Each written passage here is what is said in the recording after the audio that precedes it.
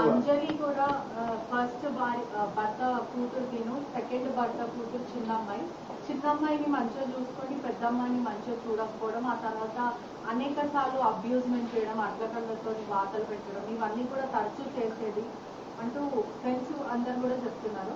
అదే కాక శివతో అమ్మాయి రిలేషన్షిప్ ఉన్నప్పుడు వాళ్ళ మదర్ ఫస్ట్ యాక్సెప్ట్ చేసింది, వీళ్ళు కూడా లివింగ్ రిలేషన్షిప్ లో ఇంట్లోనే ఉన్నారు, వాళ్ళ మదర్ కూడా పెళ్లికి ఒప్పుకుంది. ఆ తర్వాత శివాని డబ్బుల కోసం బ్లాక్మెయిల్ చేయాలనుకుంటుంది. అదే మీరు చెప్పిన వాటిలో చాలా విషయాలు నేను కూడా కవర్ చేశాను, దాదాపుగా అవే చెప్పాను.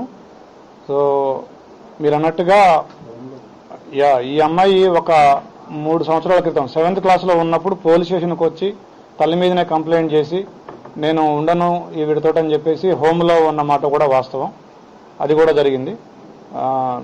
ఈ అమ్మాయి మా ఇంట్రాగేషన్లో కూడా దాదాపుగా మీరు చెప్పిన పాయింట్లన్నింటినీ కూడా ఏకీభవిస్తూ ఈ అమ్మాయి చెప్పిన పాయింట్లు నన్ను ఎక్కువగా కొడుతూ ఉండేది అనేది, నన్ను ప్రేమగా చూసుకోలేదని నాకు అనిపించిందని కూడా అమ్మాయి చెప్పడం జరిగింది.